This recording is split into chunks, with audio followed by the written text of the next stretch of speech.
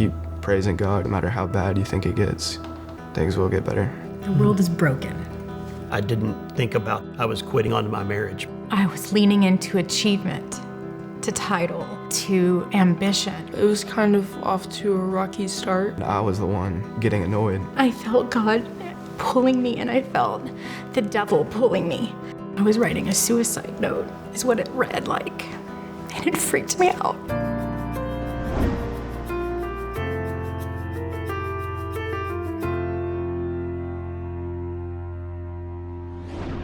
We foster an environment of communication and transparency, not only in our relationship, but with our boys. Our oldest is Seth. He's 21. He's married and in the Navy, currently stationed in Spain. His wife is there with him. And then Hunter is our middle. He loves sport. He cannot get a ball out of his hand, whether it's football, baseball, basketball, whatever. Garrett is our youngest. And Garrett is the total opposite. He's talkative, he's outspoken. My friends would probably describe me as a video game enthusiast, because that's like half of what I do. We like to play a lot of basketball, me and Garrett. We like to swim. Go to church together. I like to cook, and so that's kind of a way I bond with my dad.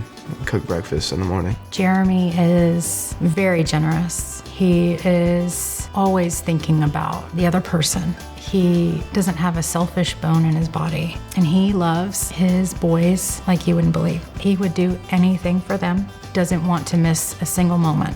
And I really admire that about him. Ashleigh, she's definitely a gift from God. She has helped me with my faith. She's helped me lead this family. She has helped to strengthen my walk with God. I'm so thankful for this family. Sometimes I wonder, how come I didn't meet Jeremy first?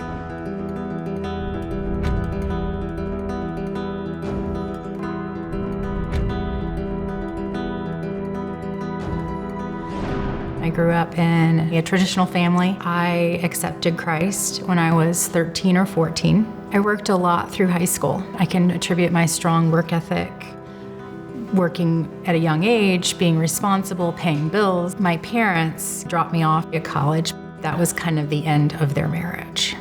I was raised in a Christian home. My mom was primarily responsible for leading me to the Lord, and I got baptized when I was probably around 9. My dad was an alcoholic. He was in Vietnam, and we firmly believe that all of the trauma that comes along with being in combat for 11 months, we firmly believe that that caused a lot of the need to drink and the alcoholism that resulted from that. He's passed away now, but we know that now that he probably had some form of PTSD. So that affected my family life, was very connected to a youth group. I looked forward to being at the church and being just connected with friends and fellow believers.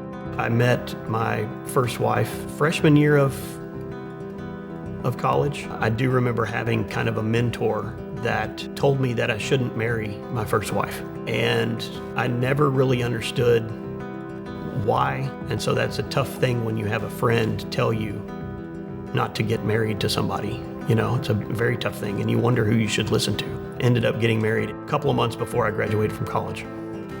After college, I got into a car accident. It was very severe. When I look back at it now, there was a lot of pain and suffering physically through that, but it pointed me in a different direction.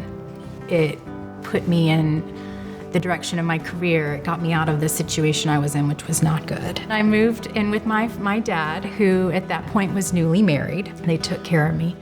And I got a job and relocated to Detroit, Michigan, knowing nobody. Being single, I was leaning into achievement, to title, to ambition. I was partying. The automotive industry is not known for its politeness and its kindness. It's known for dealerships and your relationships. I was at a point where I was drinking a lot. One night, I was so stir crazy that I couldn't keep it together. And I found myself thinking about suicide.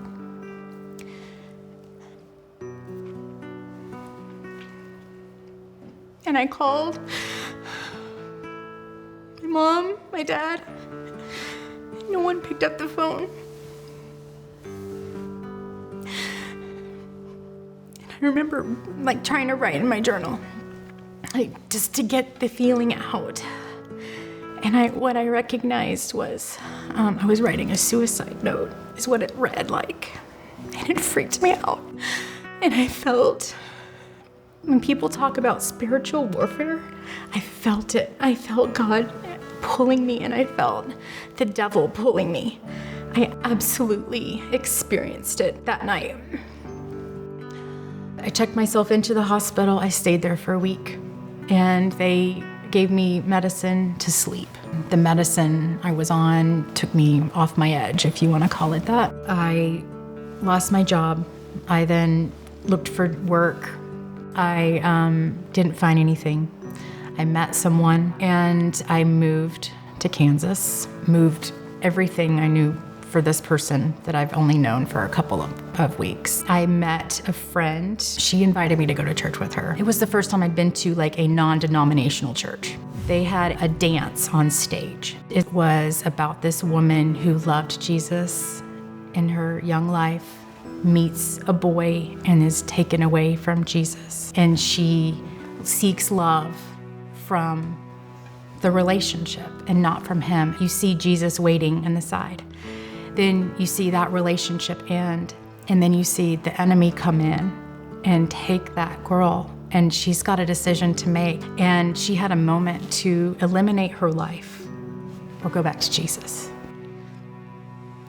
And he pulls her back.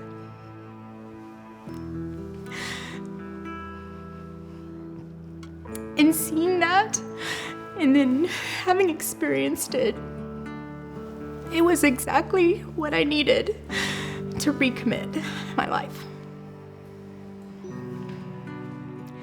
And I felt like God was speaking to me and saying, I have you, I got you. And that was the restart of my relationship, the rebuild.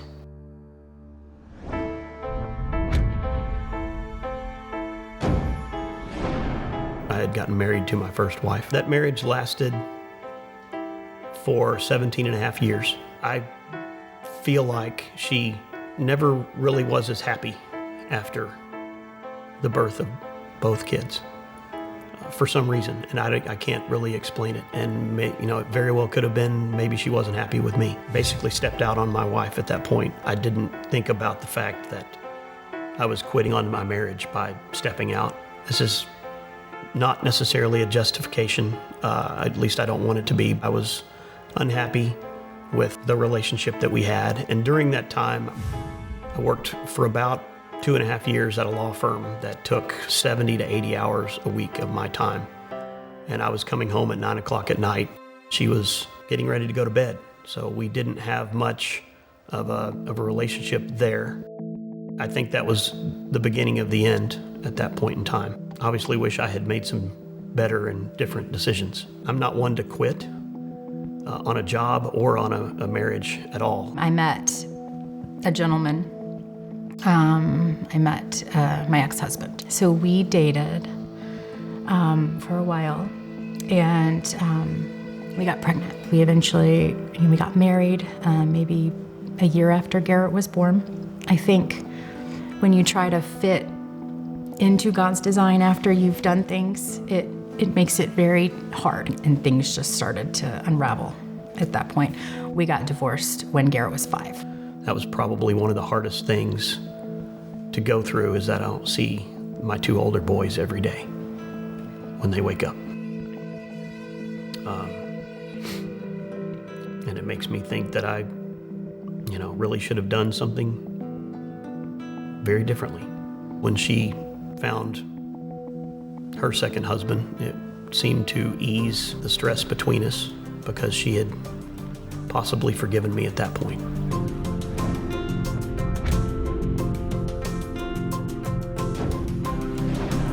Five months later, I met Ashleigh. So we started dating. We dated for 3 years before we got married, but we dated for a couple months before we introduced the children, because he had 2 boys, I think age 14 and age 7, and then I had a 5-year-old.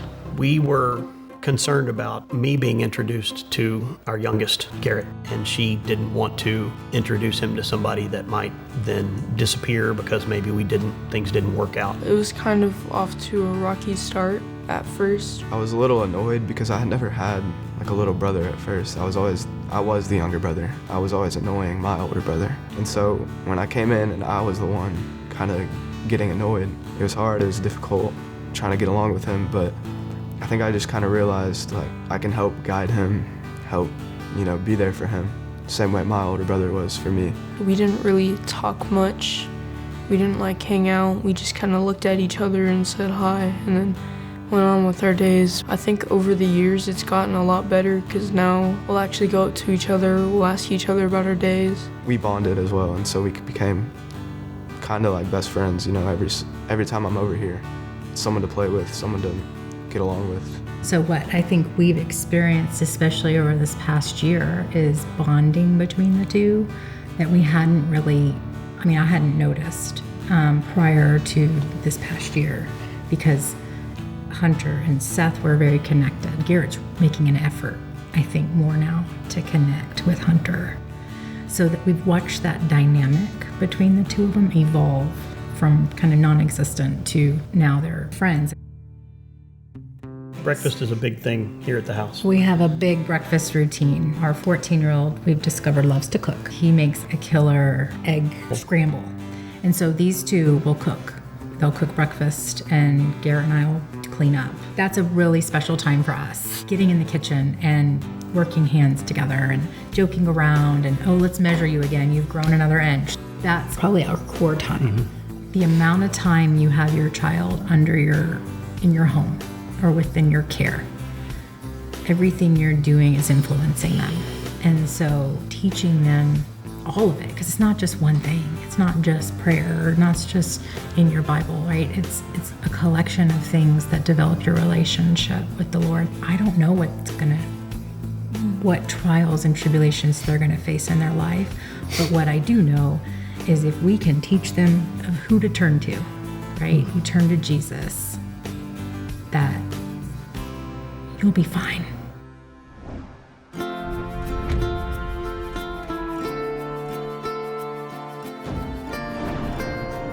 I think what's worked for us is consistency and making sure that, hey, if we treat one child one way, the other gets the same treatment, right? There's no favoritism. Like if my birth child is acting up, he's getting the same attention as if your birth child acts up. And so we really try to parent them together and make sure that we're on the same page with discipline or talking or whatever that looks like. I hear so many families talk about, well, that's his kid, that's her daughter. You can't do that anymore. Yeah. You have to change that entire way of thinking in that regard, because the kids pick up on, they're not just my kids. Right. Blended could look like many different things. And so there's not like a template for how to do it. So love them with God and point them to God, and really make sure you're demonstrating your love for their parent too. I wouldn't wish divorce on anybody. I wouldn't wish sharing children on anybody. It is hard work. If you can avoid it, try, because I watched the pain he goes through when he's got to take Hunter and when Seth was with us, Seth home. There's a feeling of dread on Sunday nights for me. It's really hard, to split your time with your children. You miss out on so many things going on in their childhood. And it's hard. We couldn't do this without Christ. Yeah. No doubt. Like he is our anchor in this relationship, in this family unit. If you ask me what I've done differently from previous marriage, it's that 100%, in making sure that it's the three of us in a relationship. I'd say I pray to God, because that really helped me. Try to get along with your stepfamily.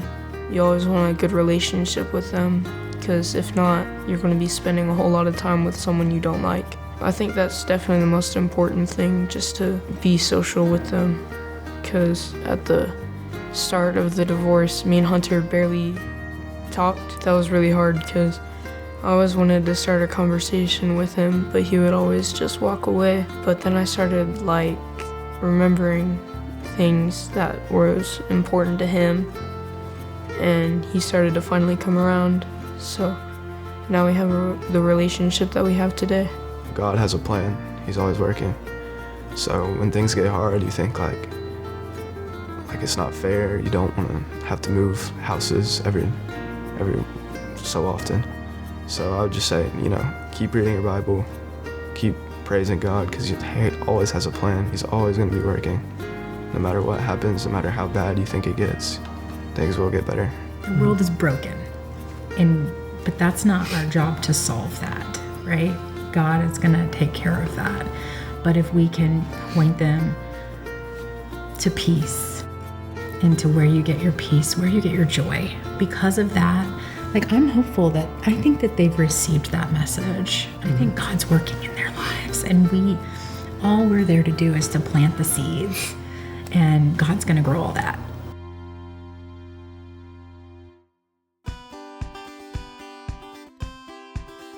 I would love to have had a child with you, but there is not plans for that. Not our plan. No, we have no plans for that. We both kind of felt like maybe we should have at one point, but we thought it would be neat to see what that would be like, but we can't imagine starting over from scratch at this age with a fourth. Only the Lord will help us with that if that's what He decides. Yeah.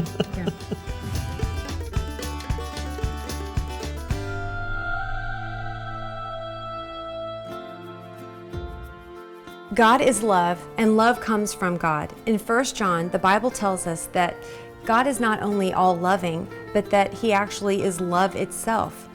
The heart of the Parent Compass television show is to bring the transforming love of God to families everywhere. In every Parent Compass episode, true stories reveal family struggles and how their lives were radically changed by the love of God. Parent Compass, an award-winning television series, is completely funded by people like you. If you have been touched by God and you want to share God's love to others, would you please pass it on? Jesus tells us to go into all the world and to tell about Him. With your donation, you allow us to take this television show into many different nations and in many different languages, free of charge.